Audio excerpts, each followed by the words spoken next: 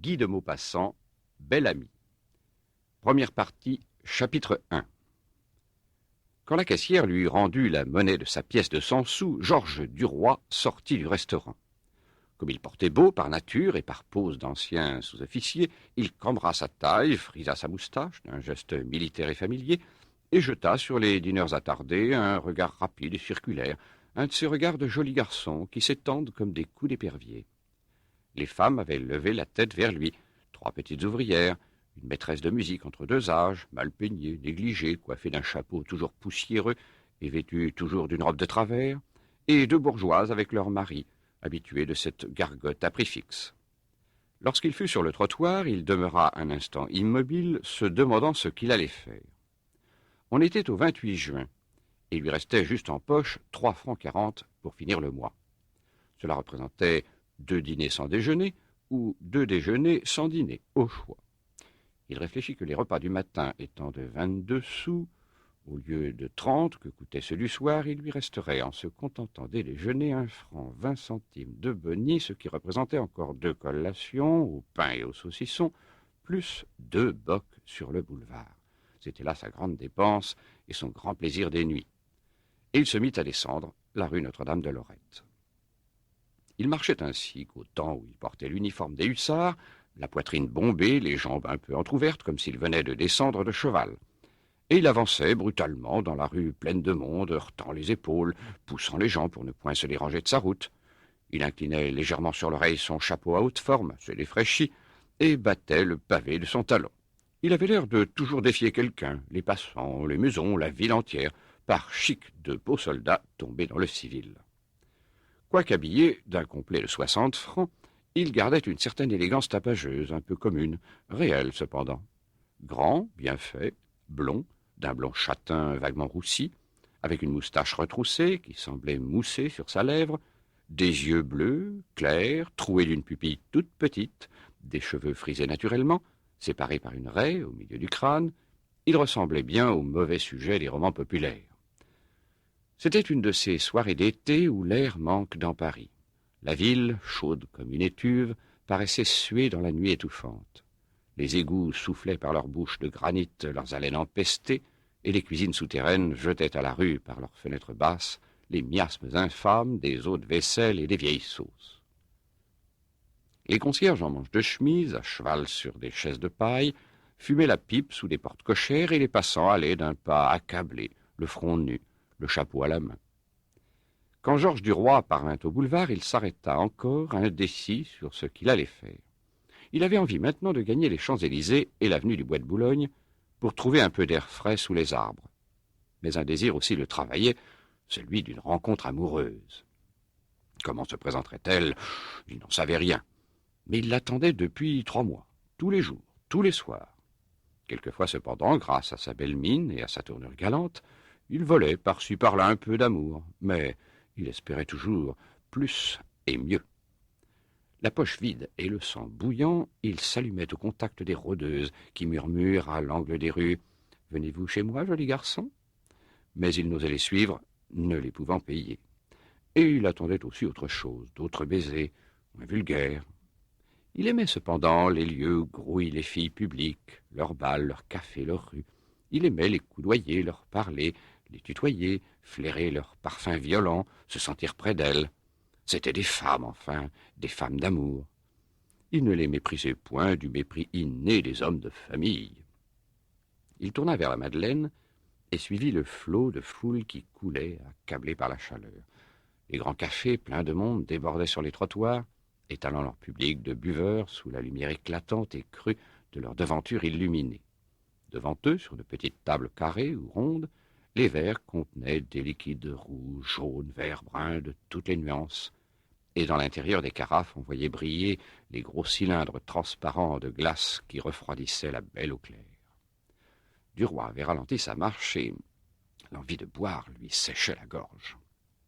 Une soif chaude, une soif de soir d'été le tenait, et il pensait à la sensation délicieuse des boissons froides coulant dans sa bouche.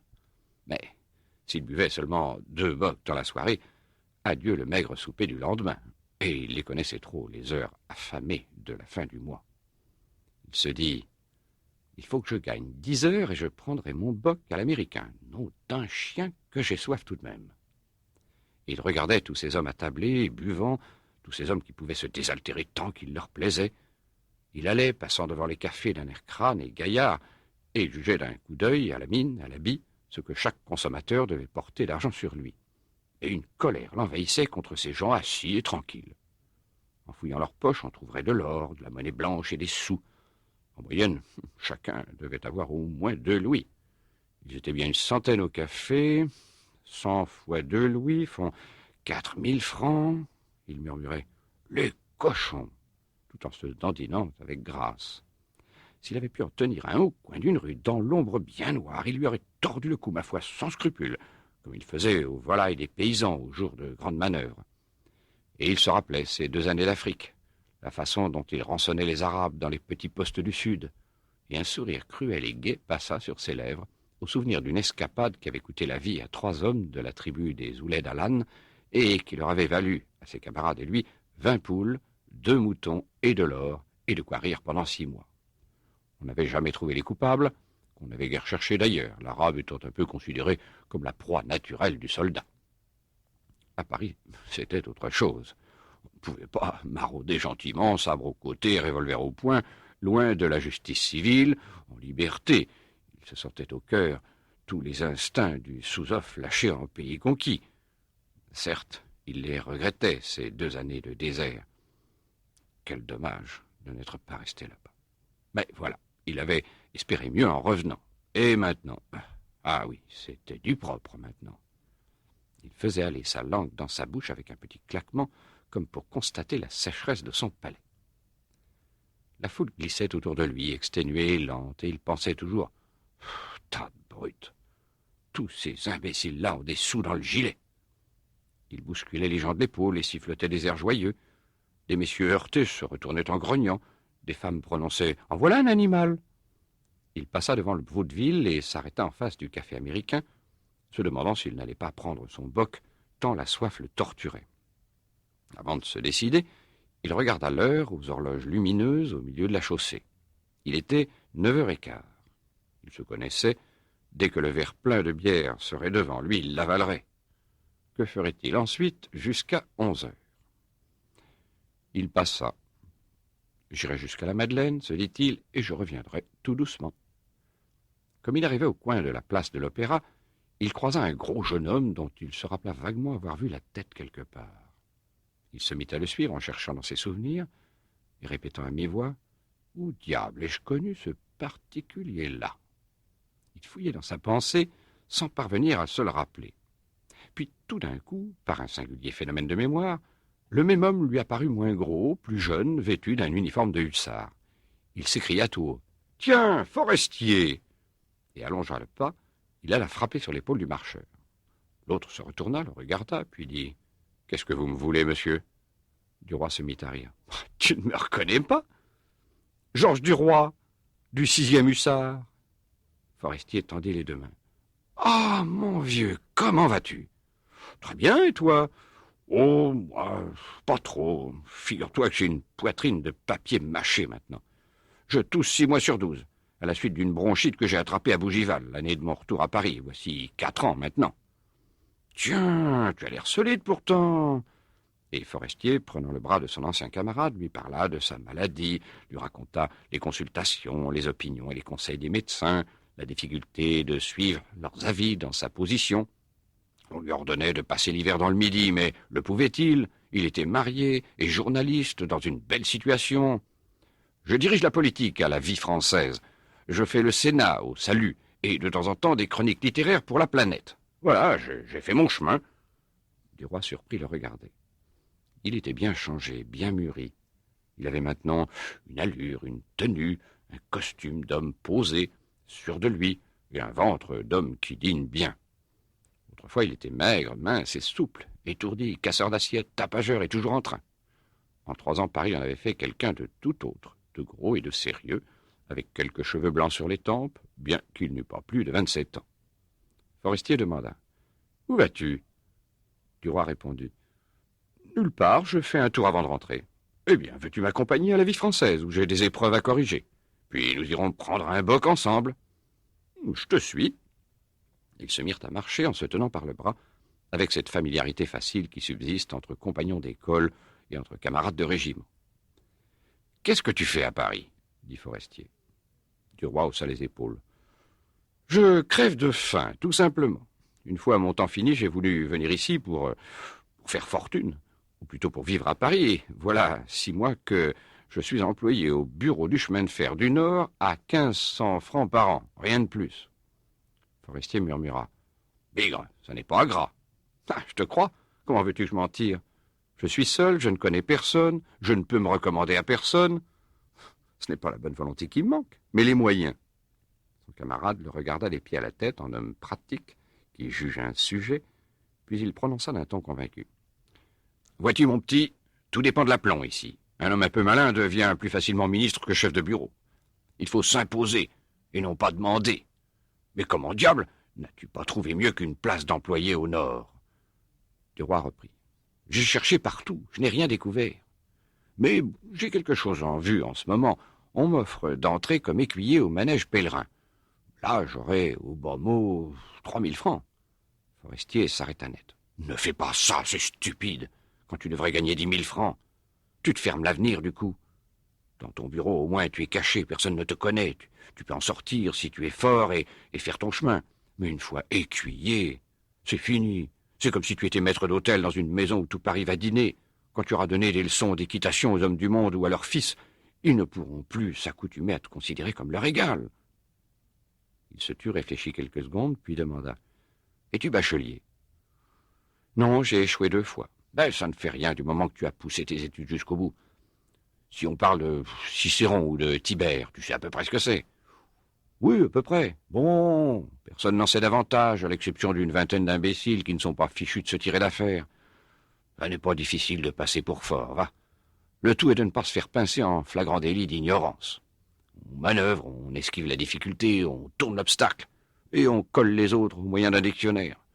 Tous les hommes sont bêtes comme des oies et ignorants comme des carpes. » Il parlait en gaillard tranquille qui connaît la vie, et il souriait en regardant passer la foule. Mais tout d'un coup, il se mit à tousser et s'arrêta pour laisser finir la quinte, puis d'un ton découragé. « Ah, n'est-ce pas assommant de ne pouvoir se débarrasser de cette bronchite ? Nous sommes en plein été. Oh, cet hiver, j'irai me guérir à Menton. Tant pis, ma foi. La santé avant tout. » Ils arrivèrent au boulevard Poissonnière devant une grande porte vitrée derrière laquelle un journal ouvert était collé sur les 2 faces. 3 personnes arrêtées le lisaient. Au-dessus de la porte s'étalait, comme un appel, en grandes lettres de feu dessinées par des flammes de gaz, « La vie française ». Et les promeneurs, passant brusquement dans la clarté que jetaient ces 3 mots éclatants, apparaissaient tout à coup en pleine lumière, visibles, clairs et nets comme au milieu du jour, puis rentraient aussitôt dans l'ombre. Forestier poussa cette porte.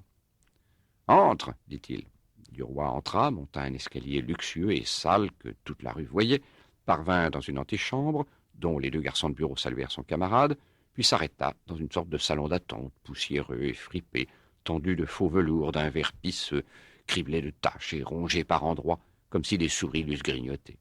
« Assieds-toi, dit Forestier, je reviens dans 5 minutes. » Et il disparut par une des 3 sorties qui donnaient dans ce cabinet.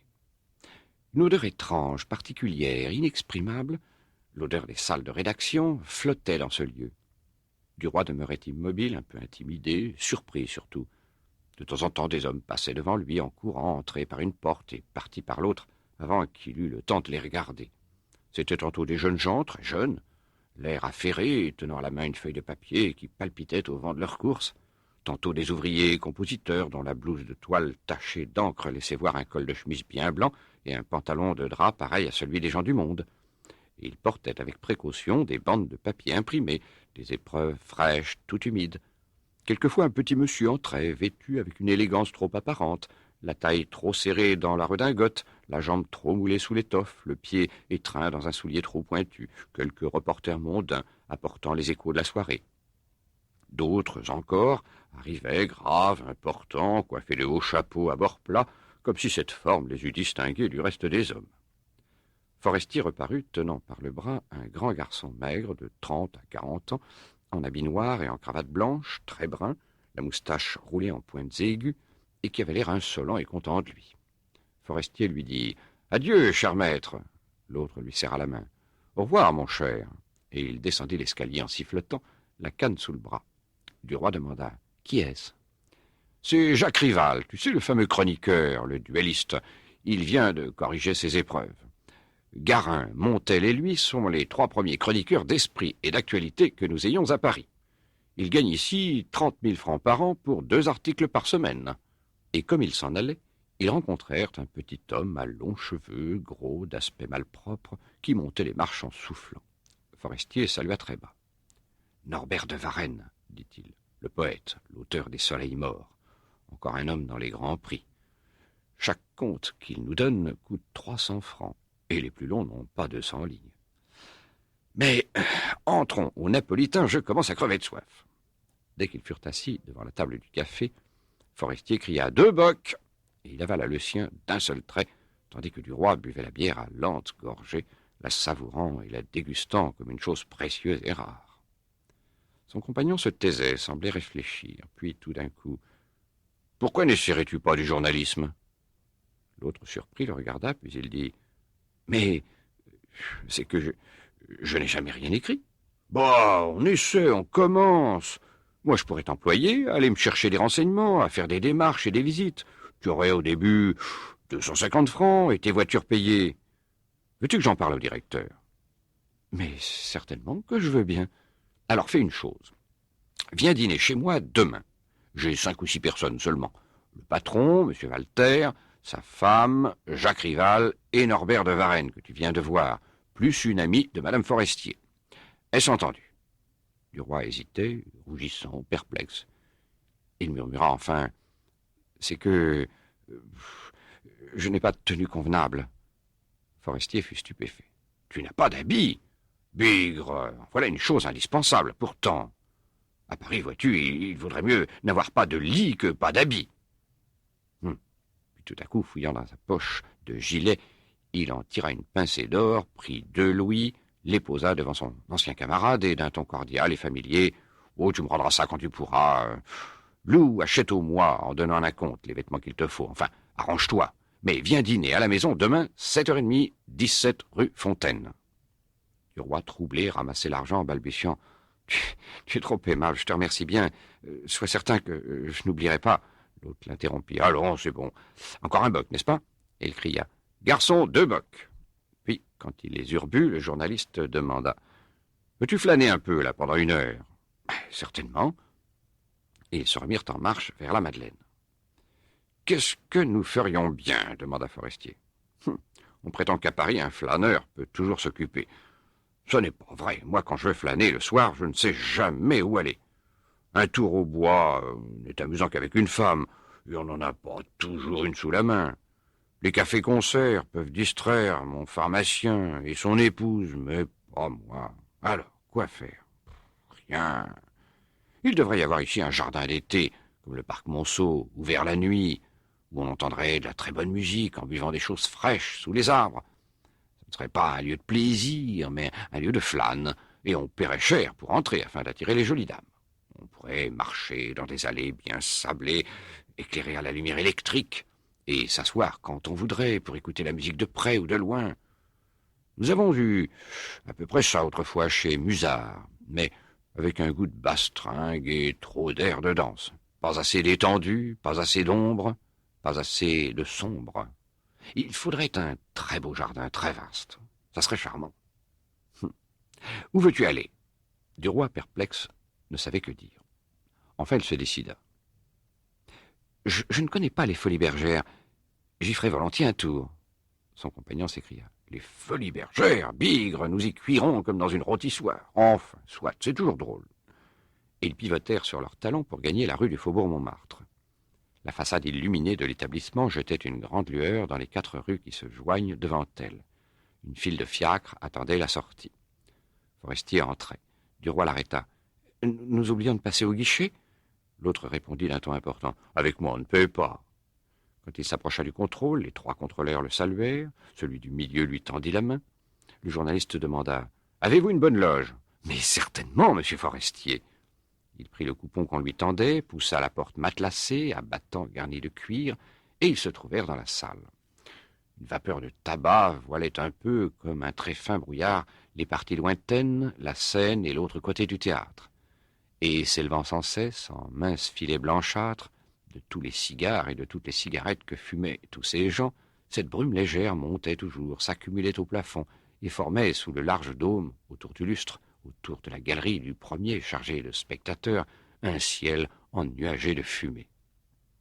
Dans le vaste corridor d'entrée qui mène à la promenade circulaire, où rôde la tribu parée des filles, mêlée à la foule sombre des hommes, un groupe de femmes attendait les arrivants devant un des 3 comptoirs où trônaient, fardées et défraîchies, 3 marchandes de boissons et d'amour.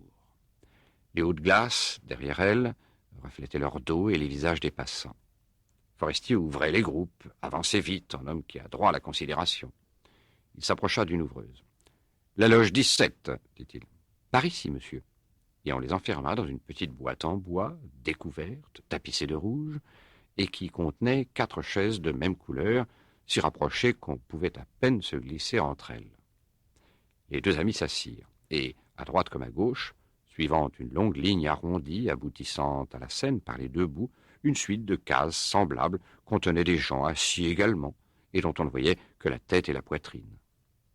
Sur la scène, 3 jeunes hommes en maillot collant, un grand, un moyen, un petit, faisaient tour à tour des exercices sur un trapèze. Le grand s'avançait d'abord, à pas courts et rapides, en souriant, et saluait avec un mouvement de la main comme pour envoyer un baiser. On voyait sous le maillot se dessiner les muscles des bras et des jambes, il gonflait sa poitrine pour dissimuler son estomac trop saillant, et sa figure semblait celle d'un garçon coiffeur, car une raie soignée ouvrait sa chevelure en 2 parties égales, juste au milieu du crâne. Il atteignait le trapèze d'un bond gracieux, et, pendu par les mains, tournait autour comme une roue lancée. Ou bien, les bras raides, le corps droit, il se tenait immobile, couché horizontalement dans le vide, attaché seulement à la barre fixe par la force des poignets. Puis il sautait à terre, saluait de nouveau, en souriant, sous les applaudissements de l'orchestre, et allait se coller contre le décor, en montrant bien à chaque pas la musculature de sa jambe. Le second, le moins haut, plus trapu, s'avançait à son tour, et répétait le même exercice que le dernier recommençait encore, au milieu de la faveur la plus marquée du public. Mais Duroy ne s'occupait guère du spectacle, et la tête tournée, il regardait sans cesse derrière lui le grand promenoir plein d'hommes et de prostituées. Forestier lui dit « Remarque donc l'orchestre. Rien que des bourgeois avec leurs femmes et leurs enfants. De bonnes têtes stupides qui viennent pourvoir. Aux loges, des boulevardiers, quelques artistes, quelques filles de demi-choix, et derrière nous, le plus drôle de mélange qui soit dans Paris. Qui sont ces hommes? Regarde-les. Il y a tout, de toutes les castes, mais la crapule domine. Aussi des employés de banques, de magasins, de ministères, des reporters, des souteneurs, des officiers en bourgeois, des gommeuses en habits, qui viennent de dîner au cabaret et qui sortent de l'opéra avant d'entrer aux Italiens, et puis encore tout un monde d'hommes suspects qui défient l'analyse. Quant aux femmes, rien qu'une marque, la soupeuse de l'américain, la fille à 1 ou 2 louis, qui guette l'étranger de 5 louis, et prévient ses habitués quand elle est libre. On les connaît toutes depuis 6 ans. On les voit tous les soirs, toute l'année, aux mêmes endroits, sauf quand elles font une station hygiénique à Saint-Lazare ou à l'Oursine. Duroy n'écoutait plus. Une de ces femmes, s'étant accoudée à l'horloge, le regardait. C'était une grosse brune à la chair blanchie par la pâte, à l'œil noir, allongé, souligné par le crayon, encadré sous des sourcils énormes et factices. Sa poitrine, trop forte, tendait la soie sombre de sa robe, et ses lèvres peintes, rouges comme une plaie, lui donnaient quelque chose de bestial, d'ardent, d'outré, mais qui allumait le désir, cependant. Elle appela d'un signe de tête une de ses amies qui passait, une blonde aux cheveux rouges, grasse aussi, et lui dit d'une voix assez forte pour être entendue, « Tiens, v'là un joli garçon. S'il veut de moi pour 10 louis, je ne dirai pas non. » Forestier se retourna, et souriant, il tapa sur la cuisse de Duroy. « C'est pour toi, ça. Tu as du succès, mon cher. Mes compliments. » L'ancien sous-off avait rougi.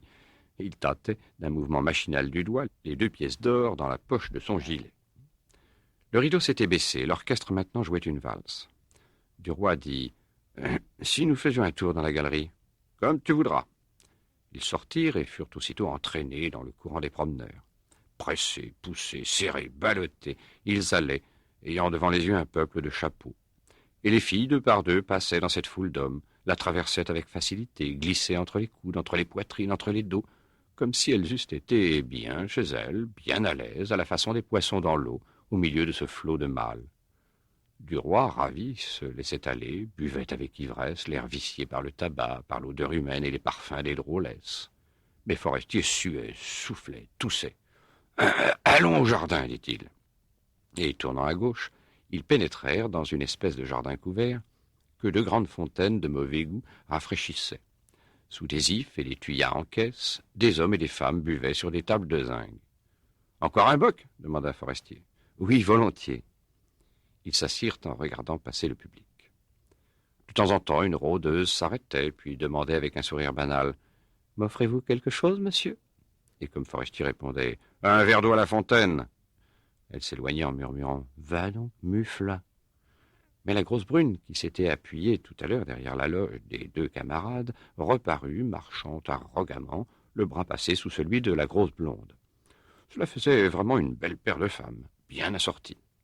Elle sourit en apercevant Duroy, comme si leurs yeux se fussent dit déjà des choses intimes et secrètes. Et prenant une chaise, elle s'assit tranquillement en face de lui, et fit asseoir son ami, puis elle commanda d'une voix claire « Garçon, 2 grenadines !» Forestier surpris prononça « Tu ne te gênes pas, toi ?» Elle répondit « C'est ton ami qui me séduit. C'est vraiment un joli garçon.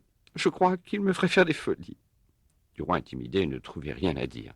Il retroussait sa moustache frisée en souriant d'une façon niaise. Le garçon apporta les sirops, que les femmes burent d'un seul trait. Puis elles se levèrent, et la brune, avec un petit salut amical de la tête et un léger coup d'éventail sur le bras, dit à Duroy « Merci, mon chat. Tu n'as pas la parole facile. » Et elles partirent en balançant leur croupe.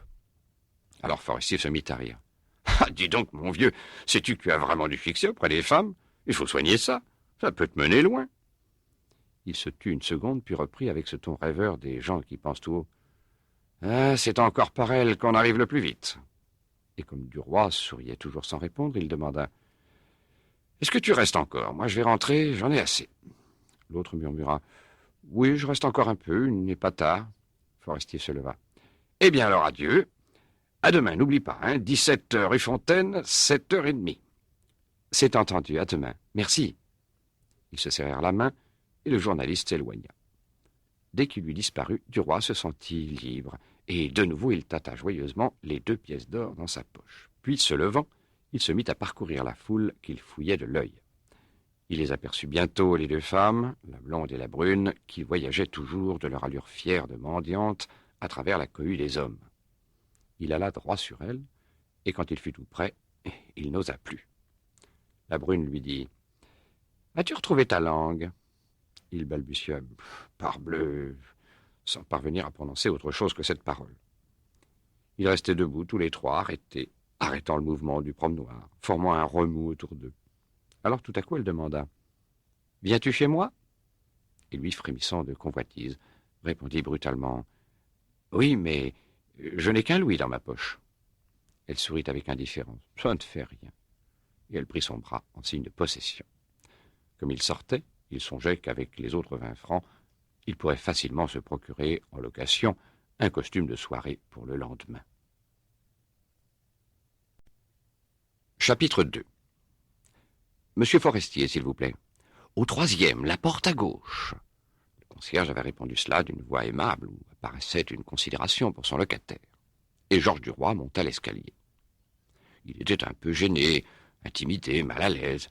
Il portait un habit pour la première fois de sa vie et l'ensemble de sa toilette l'inquiétait. Il la sentait défectueuse en tout, par les bottines non vernies, mais assez fines cependant, car il avait la coquetterie du pied, par la chemise de 4 francs 50 achetée le matin même au Louvre et dont le plastron trop mince se cassait déjà. Ses autres chemises, celles de tous les jours ayant des avaries plus ou moins graves, il n'avait pu utiliser même la moins abîmée. Son pantalon, un peu trop large, dessinait mal la jambe, semblait s'enrouler autour du mollet, avait cette apparence fripée que prennent les vêtements d'occasion sur les membres qu'ils recouvrent par aventure. Seul l'habit n'allait pas mal, s'étant trouvé à peu près juste pour la taille. Il montait lentement les marches, le cœur battant, l'esprit anxieux, harcelé surtout par la crainte d'être ridicule. Et soudain il aperçut en face de lui un monsieur en grande toilette qui le regardait. Ils se trouvaient si près l'un de l'autre que Duroy fit un mouvement en arrière. Puis il demeura stupéfait. C'était lui-même, reflété par une haute glace en pied qui formait sur le palier du premier une longue perspective de galerie. Un élan de joie le fit tressaillir, tant il se jugea mieux qu'il n'aurait cru.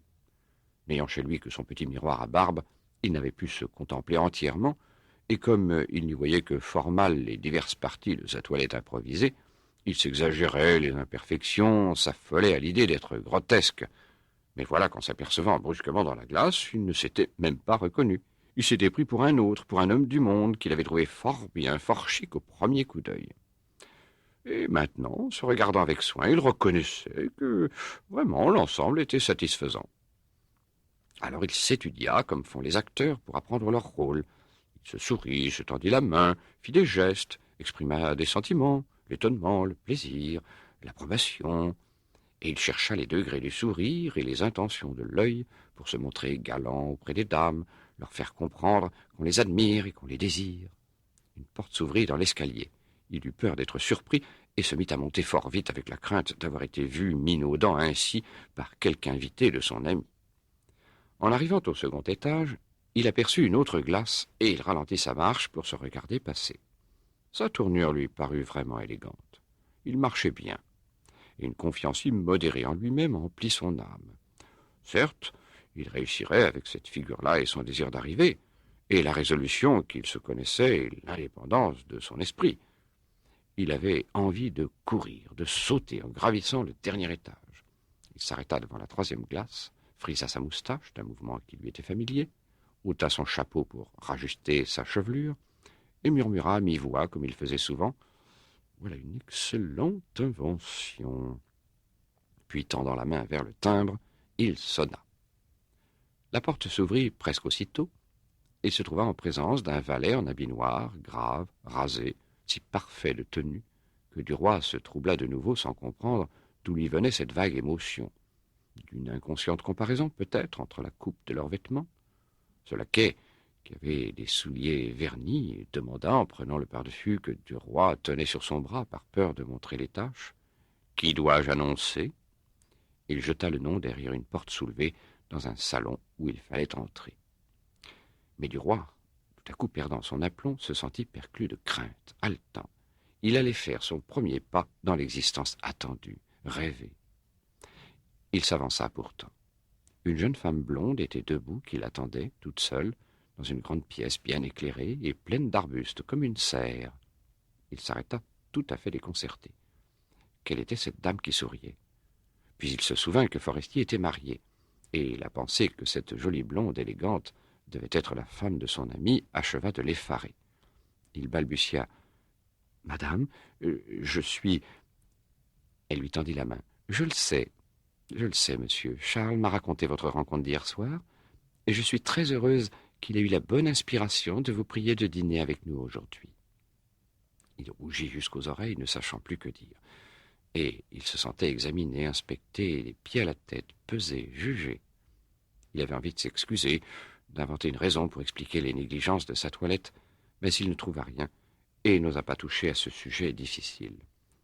Il s'assit sur un fauteuil qu'elle lui désignait, et quand il sentit plier sous lui le velours élastique et doux du siège, quand il se sentit enfoncé, appuyé, étreint par ce meuble caressant dont le dossier et les bras capitonnés le soutenaient délicatement, il lui sembla qu'il entrait dans une vie nouvelle et charmante, qu'il prenait possession de quelque chose de délicieux, qu'il devenait quelqu'un, qu'il était sauvé.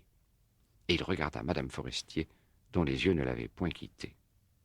Elle était vêtue d'une robe de cachemire bleu pâle, qui dessinait bien sa taille souple et sa poitrine grasse. La chair des bras et de la gorge sortait d'une mousse de dentelle blanche, dont étaient garnis le corsage et les courtes manches. Et les cheveux relevés au sommet de la tête, frisant un peu sur la nuque, faisaient un léger nuage de duvet blond au-dessus du cou. Duroy se rassurait sous son regard, qui lui rappelait, sans qu'il sût pourquoi, celui de la fille rencontrée la veille aux Folies Bergères. Elle avait les yeux gris, d'un gris azuré, qui en rendait étrange l'expression. Le nez mince, les lèvres fortes, le menton un peu charnu, une figure irrégulière et séduisante, pleine de gentillesse et de malice. C'était un de ces visages de femme dont chaque ligne révèle une grâce particulière, semble avoir une signification, dont chaque mouvement paraît dire ou cacher quelque chose. Après un court silence, elle lui demanda « Vous êtes depuis longtemps à Paris ?» Il répondit en reprenant peu à peu possession de lui « Depuis quelques mois seulement, madame. J'ai un emploi dans les chemins de fer, mais Forestier m'a laissé espérer que je pourrais, grâce à lui, pénétrer dans le journalisme. » Elle eut un sourire plus visible, plus bienveillant, et elle murmura en baissant la voix « Je sais. » Le timbre avait tinté de nouveau. Le valet annonça « Madame de Marelle !» C'était une petite brune, de celles qu'on appelle des brunettes. Elle entra d'une allure alerte. Elle semblait dessiner, mouler des pieds à la tête dans une robe sombre toute simple. Seule une rose rouge, piquée dans ses cheveux noirs, attirait l'œil violemment, semblait marquer sa physionomie, accentuer son caractère spécial, lui donner la note vive et brusque qu'il fallait. Une fillette en robe courte la suivait. Madame Forestier s'élança. « Bonjour Clotilde, bonjour Madeleine. » Elles s'embrassèrent. Puis l'enfant tendit son front avec une assurance de grande personne en prononçant « Bonjour cousine. » Madame Forestier la baisa, puis fit les présentations. « Monsieur Georges Duroy, un bon camarade de Charles. »« Madame de Marelle, mon amie, un peu ma parente. » Elle ajouta. « Vous savez, nous sommes ici sans cérémonie, sans façon et sans pause. C'est entendu, n'est-ce pas ?» Le jeune homme s'inclina.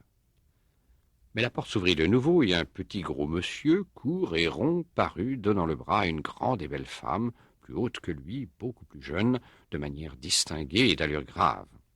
Monsieur Walter, député, financier, homme d'argent et d'affaires, juif et méridional, directeur de la vie française, et sa femme, née Basile Ravalot, fille du banquier de ce nom. Puis parurent, coup sur coup, Jacques Rival, très élégant, et Norbert de Varenne, dont le col d'habit luisait, un peu ciré par le frottement, des longs cheveux qui tombaient jusqu'aux épaules et semaient dessus quelques grains de poussière blanche. Sa cravate mal nouée ne semblait pas à sa première sortie. Il s'avança avec des grâces de vieux beau et, prenant la main de madame Forestier, mit un baiser sur son poignet. Dans le mouvement qu'il fit en se baissant, sa longue chevelure se répandit comme de l'eau sur le bras nu de la jeune femme. Et Forestier entra à son tour en s'excusant d'être en retard. Mais il avait été retenu au journal par l'affaire Morel. M. Morel, député radical, venait d'adresser une question au ministère sur une demande de crédit relative à la colonisation de l'Algérie. Le domestique cria « Madame est servie » et on passa dans la salle à manger. Duroy se trouvait placé entre madame de Marelle et sa fille. Il se sentait de nouveau gêné, ayant peur de commettre quelque erreur dans le maniement conventionnel de la fourchette, de la cuillère ou des verres. Il y en avait 4, dont un légèrement teinté de bleu. Que pouvait-on boire dans celui-là? On ne dit rien pendant qu'on mangeait le potage. Puis Norbert de Varenne demanda « Avez-vous lu ce procès Gautier? Quelle drôle de chose !» Et on discuta sur le cas d'adultère compliqué de chantage. On n'en parlait point comme on en parle au sein des familles, des événements racontés dans les feuilles publiques, mais comme on parle d'une maladie entre médecins, ou de légumes entre fruitiers. On ne s'indignait pas, on ne s'étonnait pas des faits. On en cherchait les causes profondes, secrètes, avec une curiosité professionnelle et une indifférence absolue pour le crime lui-même. On tâchait d'expliquer nettement les origines des actions, de déterminer tous les phénomènes cérébraux dont était né le drame, résultat scientifique d'un état d'esprit particulier. Les femmes aussi se passionnaient à cette poursuite, à ce travail. Et d'autres événements récents furent examinés, commentés, tournés sous toutes leurs faces, pesés à leur valeur, avec ce coup d'œil pratique et cette manière de voir spéciale des marchands de nouvelles, des débitants de comédie humaine à la ligne, comme on examine, comme on retourne et comme on pèse, chez les commerçants, les objets qu'on va livrer au public. Puis il fut question d'un duel, et Jacques Rival prit la parole. Cela lui appartenait, personne autre ne pouvait traiter cette affaire. Duroy n'osait point placer un mot. Il regardait parfois sa voisine, dont la gorge ronde le séduisait. Un diamant tenu par un fil d'or pendait au bas de l'oreille comme une goutte d'eau qui aurait glissé sur la chair. De temps en temps, elle faisait une remarque qui éveillait toujours un sourire sur les lèvres. Elle avait un esprit drôle, gentil, inattendu, un esprit de gamine expérimentée qui voit les choses avec insouciance et les juge avec un scepticisme léger et bienveillant. Duroy cherchait en vain quelques compliments à lui faire et, ne trouvant rien, il s'occupait de sa fille, lui versait à boire, lui tenait ses plats, la servait. L'enfant, plus sévère que sa mère, remerciait avec une voix grave, faisait de courts saluts de la tête. « C'est bien aimable, monsieur. » Et elle écoutait les grandes personnes d'un petit air réfléchi. Le dîner était fort bon et chacun s'extasiait. M. Walter mangeait comme un ogre, ne parlait presque pas, et considérait d'un regard oblique, glissé sous ses lunettes, les mets qu'on lui présentait. Norbert de Varenne lui tenait tête et laissait tomber parfois des gouttes de sauce sur son plastron de chemise. Forestier, souriant et sérieux, surveillait, échangeait avec sa femme des regards d'intelligence, à la façon de compères, accomplissant ensemble une besogne difficile et qui marche à souhait. Les visages devenaient rouges, les voix s'enflaient. De moment en moment, le domestique murmurait à l'oreille des convives « Corton, Château-la-Rose ». Duroy avait trouvé le corton de son goût, et il laissait chaque fois emplir son verre. Une gaieté délicieuse entrait en lui, une gaieté chaude qui lui montait du ventre à la tête, lui courait dans les membres, le pénétrait tout entier. Il se sentait envahi par un bien-être complet, un bien-être de vie et de pensée, de corps et d'âme. Et une envie de parler lui venait, de se faire remarquer, d'être écouté, apprécié comme ces hommes dont on savourait les moindres expressions. Mais la causerie qui allait sans cesse, accrochant les idées les unes aux autres, sautant d'un sujet à l'autre sur un mot, un rien, après avoir fait le tour des événements du jour et avoir effleuré en passant 1000 questions, revint à la grande interpellation de M. Morel sur la colonisation en Algérie. M. Walter, entre deux services, fit quelques plaisanteries, car il avait l'esprit sceptique et gras. Forestier raconta son article du lendemain. Jacques Rival réclama un gouvernement militaire avec des concessions de terre accordées à tous les officiers après 30 années de service colonial. De cette façon, disait-il, vous créerez une société énergique, ayant appris depuis longtemps à connaître et à aimer le pays, sachant sa langue, et au courant de toutes ces graves questions locales auxquelles se heurtent infailliblement les nouveaux venus. Norbert de Varenne l'interrompit. « Oui, ils sauront tout, excepté l'agriculture. Ils parleront l'arabe, mais ils ignoreront comment on repique des betteraves et comment on sème du blé. Ils seront même forts en escrime, mais très faibles sur les engrais. Il faudrait au contraire ouvrir largement ce pays neuf à tout le monde. Les hommes intelligents s'y feront une place. Les autres succomberont. C'est la loi sociale. » Un léger silence suivit. On souriait. Georges Duroy ouvrit la bouche et prononça, surpris par le son de sa voix, comme s'il ne s'était jamais entendu parler. « Ce qui manque le plus là-bas, c'est la bonne terre. Les propriétés vraiment fertiles coûtent aussi cher qu'en France et sont achetées comme placement de fonds par des Parisiens très riches. Les vrais colons, les pauvres, ceux qui s'exilent faute de pain, sont rejetés dans le désert où il ne pousse rien par manque d'eau. » Tout le monde le regardait. Il se sentit rougir. M. Walter demanda « Vous connaissez l'Algérie, monsieur ?» Il répondit « Oui, monsieur, j'y suis resté 28 mois et j'ai séjourné dans les 3 provinces. » Et brusquement, oubliant la question morale, Norbert de Varenne l'interrogea sur un détail de mœurs qu'il tenait d'un officier. Il s'agissait du Mzab, cette étrange petite république arabe née au milieu du Sahara, dans la partie la plus desséchée de cette région brûlante. Duroy avait visité 2 fois le Mzab. Il raconta les mœurs de ce singulier pays, où les gouttes d'eau ont la valeur de l'or, où chaque habitant est tenu à tous les services publics, où la probité commerciale est poussée plus loin que chez les peuples civilisés. Il parla avec une certaine verve hâbleuse, excité par le vin et par le désir de plaire. Il raconta des anecdotes de régiment, des traits de la vie arabe, des aventures de guerre. Il trouva même quelques mots colorés pour exprimer ces contrées jaunes et nues, interminablement désolées sous la flamme dévorante du soleil. Toutes les femmes avaient les yeux sur lui. Madame Walter murmura de sa voix lente. « Vous feriez avec vos souvenirs une charmante série d'articles ?» Alors Walter considéra le jeune homme par-dessus le verre de ses lunettes, comme il faisait pour bien voir les visages. Il regardait les plats par-dessous. Forestier saisit le moment. « Mon cher patron, je vous ai parlé tantôt de M. Georges Duroy, en vous demandant de me l'adjoindre pour le service des informations politiques. Depuis que Marambeau nous a quittés, je n'ai personne pour aller prendre des renseignements urgents et confidentiels, et le journal en souffre. » Le père Walter devint sérieux et releva tout à fait ses lunettes pour regarder Duroy bien en face. Puis il dit « Il est certain que M. Duroy a un esprit original. S'il veut bien venir causer avec moi demain à 3 heures, nous arrangerons ça. » Puis, après un silence, et se tournant tout à fait vers le jeune homme, « Mais faites-nous tout de suite une petite série fantaisiste sur l'Algérie. Vous raconterez vos souvenirs et vous mêlerez à ça la question de la colonisation comme tout à l'heure. C'est d'actualité, tout à fait d'actualité. Et je suis sûr que ça plaira beaucoup à nos lecteurs.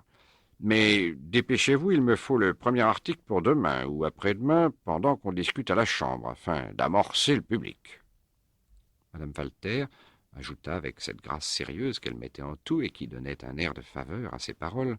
« Et vous avez un titre charmant, Souvenir d'un chasseur d'Afrique. N'est-ce pas, monsieur Norbert ?» Le vieux poète, arrivé tard à la renommée, détestait et redoutait les nouveaux venus.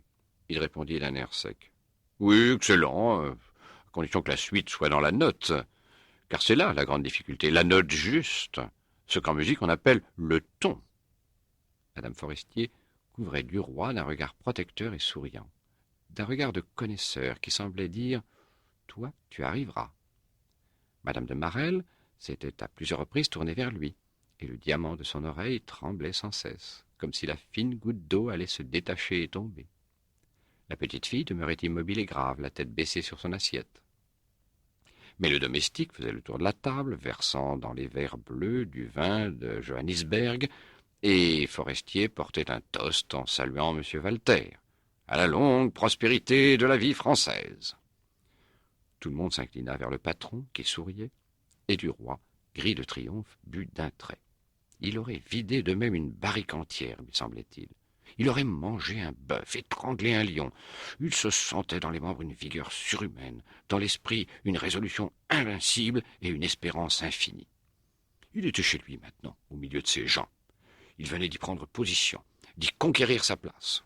Son regard se posait sur les visages avec une assurance nouvelle, et il osa pour la première fois adresser la parole à sa voisine. « Vous avez, madame, les plus jolies boucles d'oreilles que j'ai jamais vues. » Elle se tourna vers lui en souriant. « C'est une idée à moi de pendre des diamants comme ça, simplement au bout du fil. On dirait vraiment de la rosée, n'est-ce pas ?» Il murmura, confus de son audace et tremblant de dire une sottise. « C'est charmant, mais l'oreille aussi fait valoir la chose. » Elle le remercia d'un de ces clairs regards de femme qui pénètrent jusqu'au cœur. Et comme il tournait la tête, il rencontra encore les yeux de Madame Forestier, toujours bienveillants, mais il crut y voir une gaieté plus vive, une malice, un encouragement. Tous les hommes maintenant parlaient en même temps avec des gestes et des éclats de voix.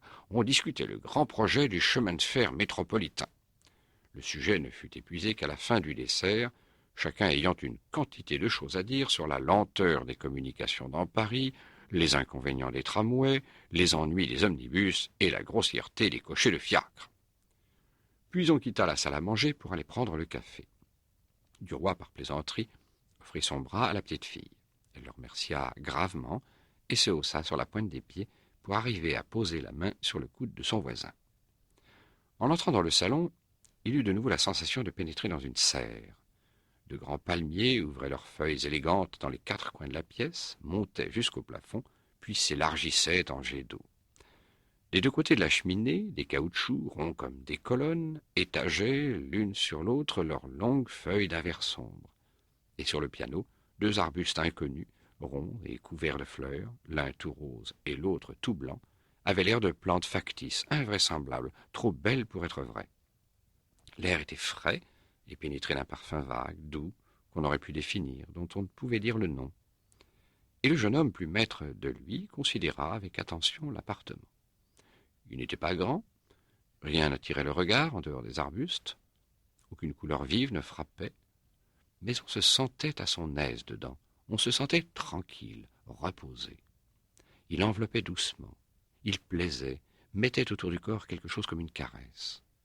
Les murs étaient tendus avec une étoffe ancienne d'un violet passé, criblée de petites fleurs de soie jaune, grosses comme des mouches. Des portières en drap bleu-gris, en drap de soldat, où l'on avait brodé quelques œillets de soie rouge, retombaient sur les portes.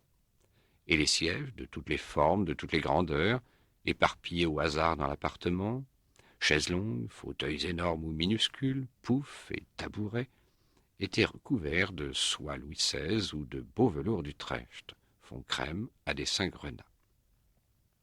Prenez-vous du café, monsieur Duroy ?»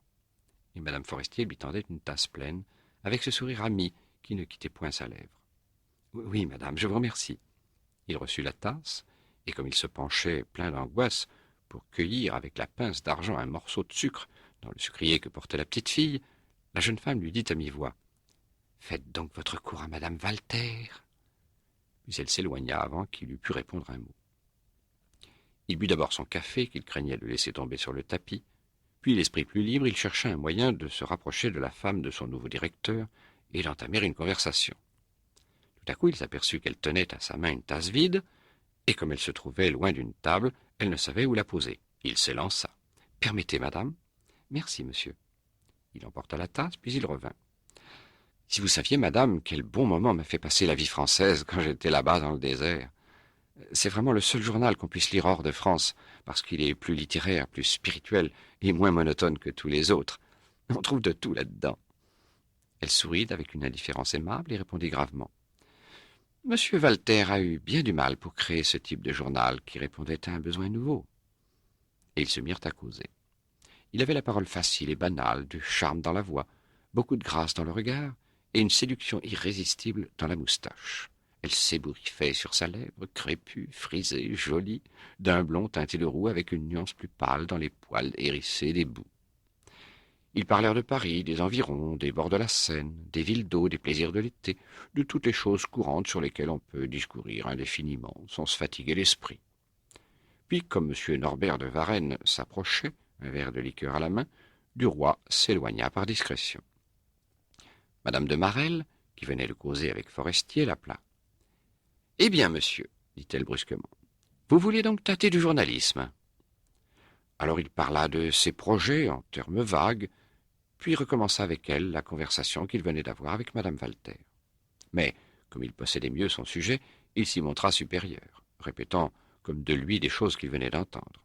Et sans cesse il regardait dans les yeux sa voisine, comme pour donner à ce qu'il disait un sens profond.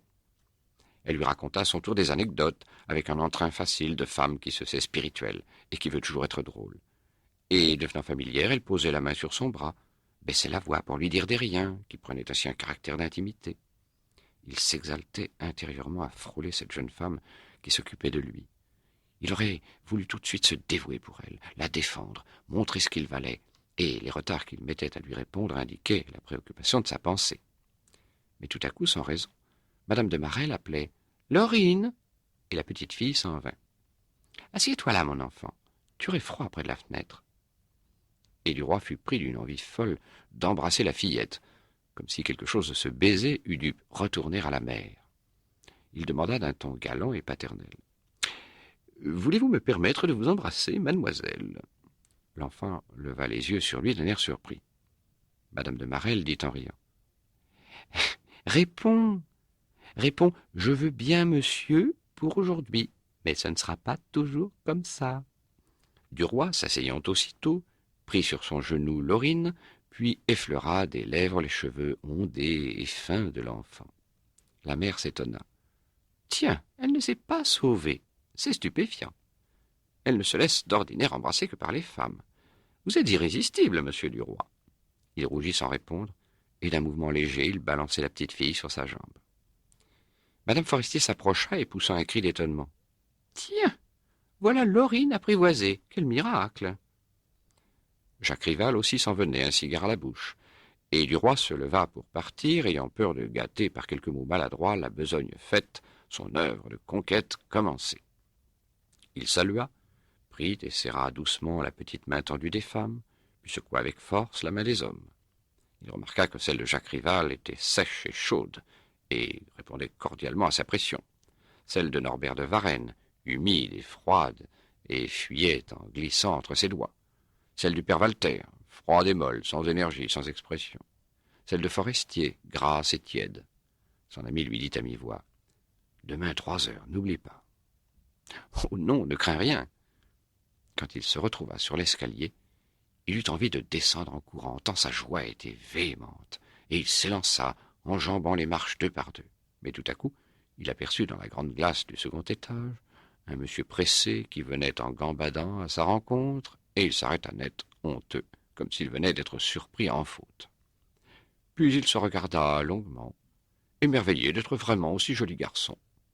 Puis il se sourit avec complaisance, puis prenant congé de son image, il se salua très bas, avec cérémonie, comme on salue les grands personnages. Chapitre 3. Quand Georges Duroy se retrouva dans la rue, il hésita sur ce qu'il ferait. Il avait envie de courir, de rêver, d'aller devant lui en songeant à l'avenir et en respirant l'air doux de la nuit. Mais la pensée de la série d'articles demandés par le père Walter le poursuivait, et il se décida à rentrer tout de suite pour se mettre au travail. Il revint à grands pas, gagna le boulevard extérieur, et le suivit jusqu'à la rue Boursault qu'il habitait. Sa maison haute de 6 étages était peuplée par 20 petits ménages ouvriers et bourgeois, et il éprouva en montant l'escalier, dont il éclairait avec des allumettes bougies les marches sales où traînaient des bouts de papier, des bouts de cigarettes, des épluchures de cuisine, une écœurante sensation de dégoût et une hâte de sortir de là, de loger comme les hommes riches, en des demeures propres avec des tapis. Une odeur lourde de nourriture, de fausse d'aisance et d'humanité, une odeur stagnante de crasse et de vieilles murailles, qu'aucun courant d'air n'eût pu chasser de ce logis, l'emplissait du haut en bas. La chambre du jeune homme, au 5e étage, donnait, comme sur un abîme profond, sur l'immense tranchée du chemin de fer de l'Ouest, juste au-dessus de la sortie du tunnel, près de la gare des Batignolles. Duroy ouvrit sa fenêtre et s'accouda sur l'appui de fer rouillé. Au-dessous de lui, dans le fond du trou sombre, 3 signaux rouges immobiles avaient l'air de gros yeux de bêtes. Et plus loin, on en voyait d'autres, et encore d'autres, encore plus loin.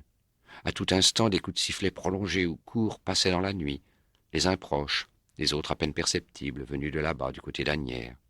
Ils avaient des modulations comme des appels de voix. Un d'eux se rapprochait, poussant toujours son cri plaintif qui grandissait de seconde en seconde, et bientôt une grosse lumière jaune apparut, courant avec un grand bruit, et Duroy regarda le long chapelet des wagons s'engouffrer sous le tunnel. Puis il se dit « Allons, au travail !» Il posa sa lumière sur sa table, mais au moment de se mettre à écrire, il s'aperçut qu'il n'avait chez lui qu'un cahier de papier à lettres. Tant pis, il l'utiliserait en ouvrant la feuille dans toute sa grandeur. Il trempa sa plume dans l'encre et écrivit en tête de sa plus belle écriture « Souvenir d'un chasseur d'Afrique ». Puis il chercha le commencement de la première phrase. Il restait le front dans sa main, les yeux fixés sur le carré blanc déployé devant lui. Qu'allait-il dire? Il ne trouvait plus rien maintenant de ce qu'il avait raconté tout à l'heure. Pas une anecdote, pas un fait, rien. Tout à coup il pensa « Il faut que je débute par mon départ ». Et il écrivit. C'était en 1874, aux environs du 15 mai, alors que la France épuisée se reposait après les catastrophes de l'année terrible.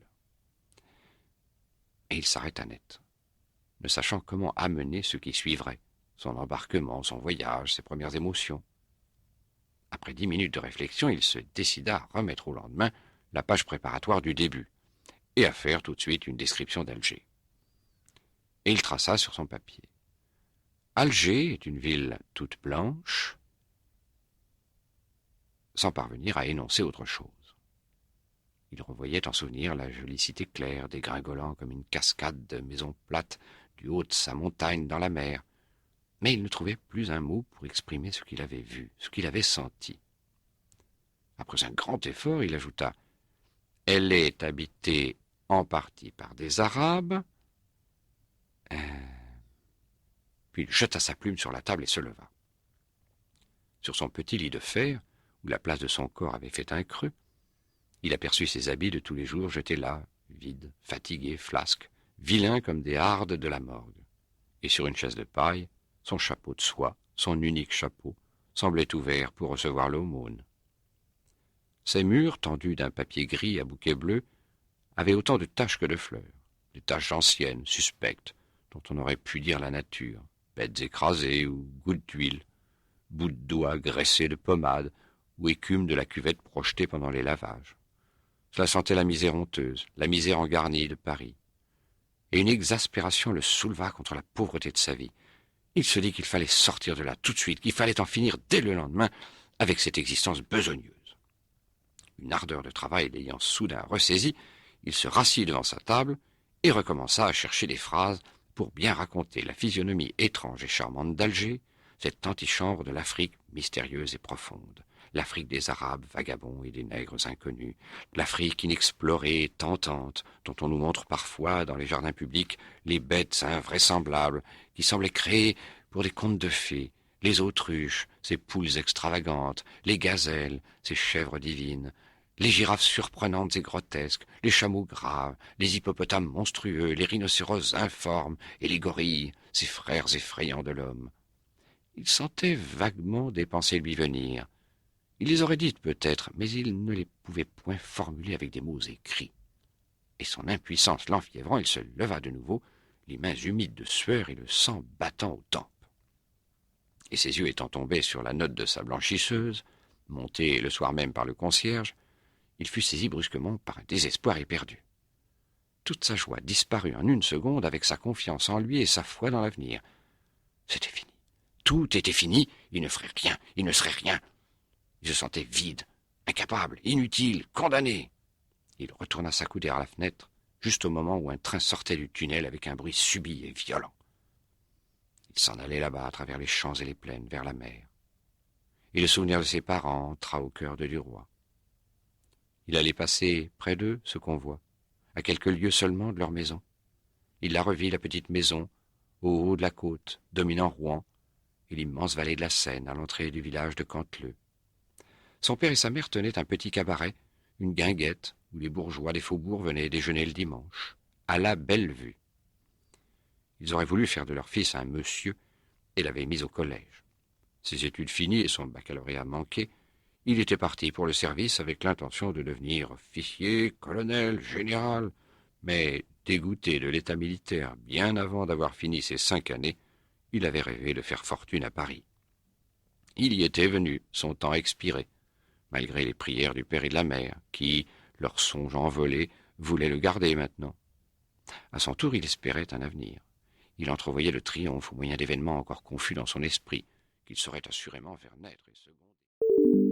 Nous espérons que vous avez apprécié cet aperçu. Pour continuer à écouter ce livre audio sur Google Play Livres, utilisez le lien dans la description de la vidéo.